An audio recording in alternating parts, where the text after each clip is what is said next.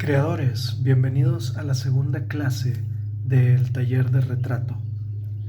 El día de hoy tendremos un enfoque un poco más práctico a tres temas de suma importancia que son fundamentales para el aprendizaje del dibujo.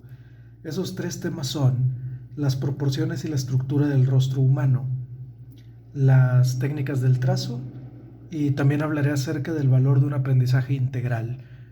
Para comenzar con las proporciones y la estructura del rostro, me gustaría decirles que existen muchas formas de entender el rostro humano, existen muchas formas de entender la relación que existe entre el tamaño de los ojos y el rostro y la nariz y la boca.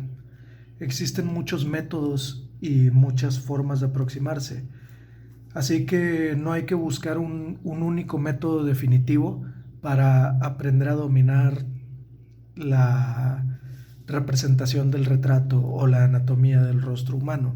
Lo que yo recomiendo es que se busque un entendimiento más profundo a través del estudio y la experiencia consciente. Por ejemplo, comparar la forma de un cráneo humano con una imagen que está buscando una expresividad o una teatralidad más marcada a través de las sombras, hace lógica cuando relaciono la forma de los pómulos con la boca y las cuencas oculares para utilizarlas para representar la sombra de una manera más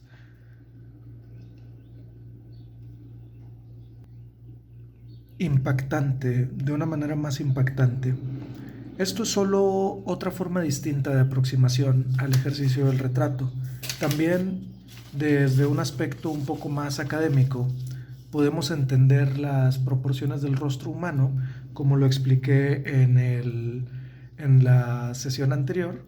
Creo que podrá aparecer por aquí la liga para que puedan comenzar desde la primera clase. Podemos tener aproximaciones muy esquemáticas de decir que el rostro mide 5 ojos de ancho y 3 narices y media de alto. Y este conocimiento nos sirve bastante bien para poder comenzar o dibujar, por ejemplo, el trazo de un rostro humano. Y esto nos lleva al segundo tema, que es el trazo. ¿Qué significa el trazo? El trazo básicamente es el vestigio o lo que queda del camino del lápiz sobre el papel, de la herramienta sobre el medio. Y ese pigmento que queda en este medio es lo que llamamos trazo. En el momento que la pluma o el lápiz o el pincel se separa del medio, el trazo termina.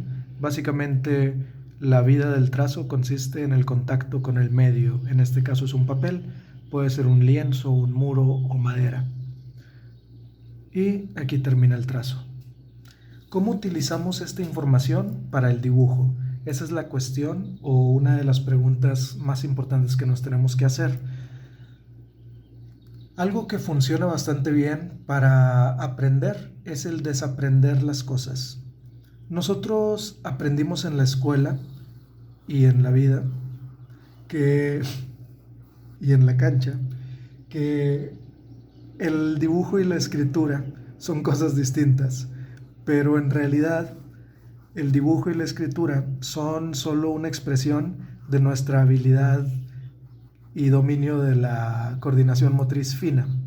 Por lo tanto, si nosotros aprendemos a utilizar nuestro cuerpo para generar trazos distintos o trazos en distinto tamaño de las mismas letras, porque por ejemplo para dibujar un círculo, en realidad solo es dibujar una letra O un cero.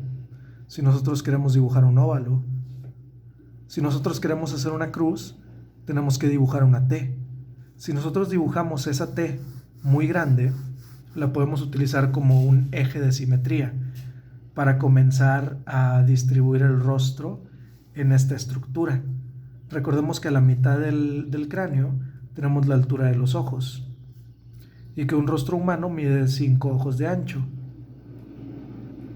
La experiencia que tengo en el dibujo me permite trazar prácticamente de manera intuitiva la posición y el tamaño de los elementos. Esto se logra, como les digo, a través de la repetición de las experiencias. Lo que se le puede llamar práctica, yo recomiendo utilizar una palabra distinta. En lugar de práctica, podemos llamarle experiencia consciente. Toda esa experiencia consciente que vamos acumulando nos permite trabajar con nuestro cuerpo y con nuestra memoria de una manera intuitiva, de una manera en la que estamos en una especie de flujo en el que ni siquiera tenemos que pensar en lo que estamos haciendo. En clases posteriores vamos a adentrarnos un poco más en esos conceptos. De momento, regresando al trazo, si han sido observadores, podrán ver la forma en la que se comportó mi mano y los hábitos que tengo al trabajar. Si observan, utilizo líneas de diferentes longitudes. Uno de los errores más comunes que cometen o cometemos en estos primeros pasos de aprendizaje es el que construimos el trazo a través de la repetición de muchas líneas muy pequeñas, y eso nos genera trazos muy irregulares y por lo tanto muy sucios. Así que podemos utilizar este ejemplo para comenzar a hacer trazos más largos. ¿Cómo lo logramos? Lo logramos integrando diferentes movimientos de nuestro cuerpo. En la escritura estamos acostumbrados solo a utilizar el movimiento de los dedos, pero cuando queremos utilizar o representar en figuras o letras en tamaños más grandes, necesitamos implicar más partes de nuestro cuerpo para realizar los movimientos. Así como contrayendo mi codo y mi hombro puedo hacer una línea recta larga, puedo hacer un círculo más grande utilizando el movimiento de mi muñeca. Un círculo más grande utilizando el movimiento de mi muñeca, o una línea utilizando el hombro, o una curva más amplia girando el codo. El conocer nuestro propio cuerpo y los movimientos que nos permite realizar es también el aprender a dibujar. No todo el aprendizaje del dibujo sucede dentro de la hoja. Leonardo da Vinci tenía esta frase, que repito mucho y la repetiré más, que el arte es algo sobre todo mental. Ténganlo en la cabeza y repítanselo ustedes mismos durante el aprendizaje. Entonces, principios del trazo. Tratemos de sujetar el lápiz desde la mitad como mínimo, para que el movimiento y el flujo de nuestros trazos sea de una amplitud mayor y se realice de manera prácticamente inmediata un movimiento más orgánico y natural. Además que al sujetar la herramienta más lejos de la punta, aumentamos el rango de acción que tenemos en el movimiento. Porque si yo sujeto el lápiz muy cerca de la punta y realizo este movimiento, genero una curva muy pequeña. Pero si yo sujeto el lápiz de más atrás y realizo el mismo movimiento, la curva crece varias veces su tamaño. Esto es también aprender a dibujar, conocer el cómo utilizamos las herramientas.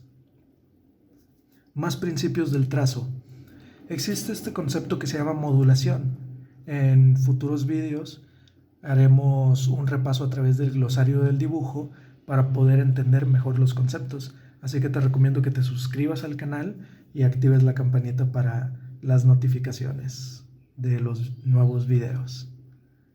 Y es la primera vez que digo ese anuncio como youtuber, ya primer logro desbloqueado. Así que sé parte de ese logro y suscríbete. Siguientes conceptos de trazo.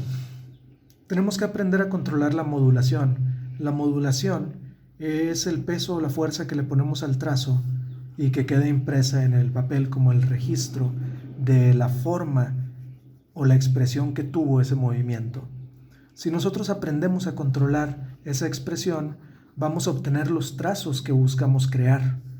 Así que, ¿qué creamos aquí? Creamos un puente entre nuestra voluntad creadora, nuestra imaginación, nuestro cuerpo y un medio exterior. Eso es el dibujo, el aprender a representar una realidad y esa realidad puede ser interior o exterior. Y esto es parte de la propuesta que tengo para compartir mi experiencia y generar aprendizaje de manera colectiva, que es esta forma de híbrido entre tutorial de dibujo y podcast, en el que puedo de repente generar estas cápsulas de compartir experiencias de mi pasado, mi vida, y no enfocarnos simplemente en la información o los datos que obtenemos de un video, para romper un poco esta inercia que tenemos muy marcada hacia el pensamiento de la productividad, hacia el pensamiento de tener que obtener resultados ahora y en menos tiempo. En el aprendizaje y en la expresión de las artes, yo creo que tenemos que cambiar o replantear o deconstruir la relación que tenemos con el tiempo y entender que un dibujo o un poema lo podemos comenzar hoy y terminarlo en una noche con un café, con una gran compañía. Y creo que es en esos terrenos comunes o en esas experiencias donde realmente tenemos estos aprendizajes que nos conectan con un valor o una idea trascendental, y ahí es donde cambia nuestra vida. Y si cambia nuestra vida, cambia la forma en la que pensamos y por ende la forma en la que hacemos las acciones. Y esa es la forma en la que realmente aprendemos. Piensen en las experiencias que han tenido transformadoras de vida y nunca fueron en un día de escuchando a su maestro en un pupitre. O sea, esas habrían sido las mínimas, y si son esos casos es porque ellos los conectaron con una persona que tuvo una experiencia trascendental, una frase o un conocimiento o una experiencia que se permitieron vivir a través de una experiencia empática en esa experiencia transformadora de vida.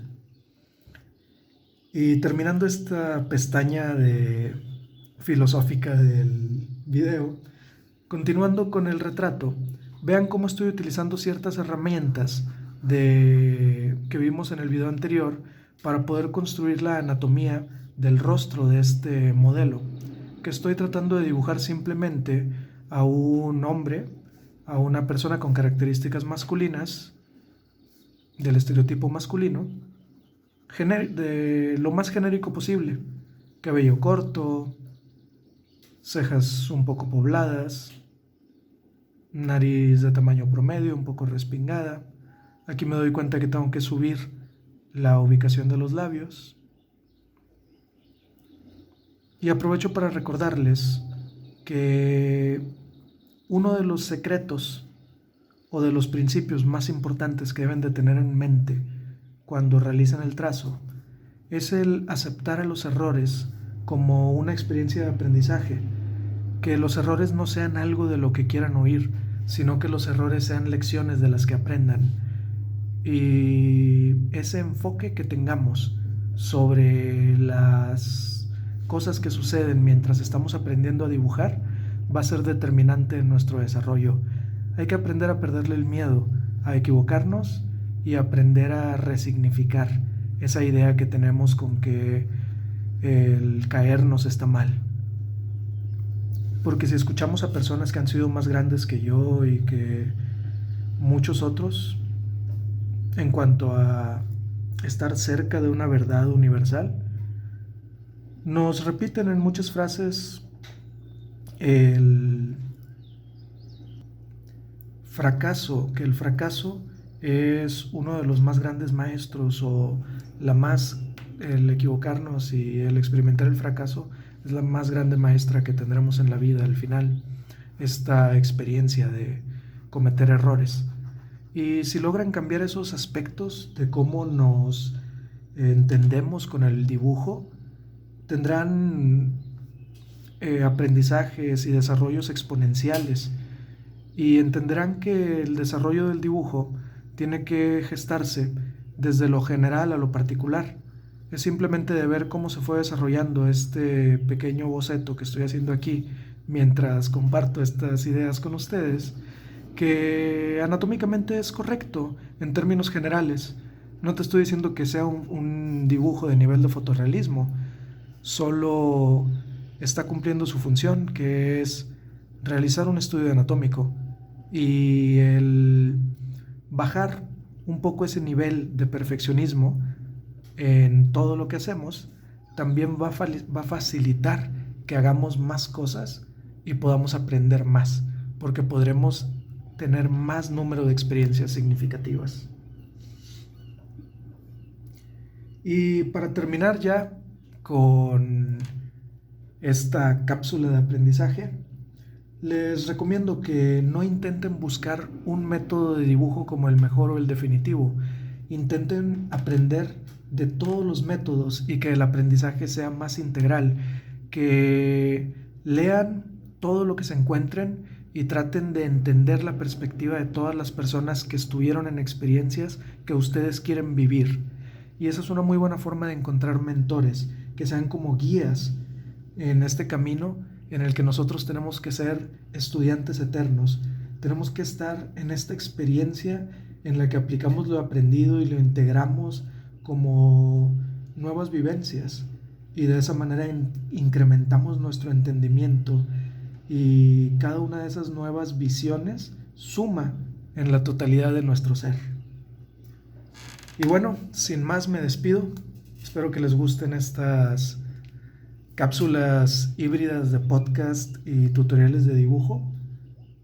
Los siguientes serán más técnicos, lo prometo.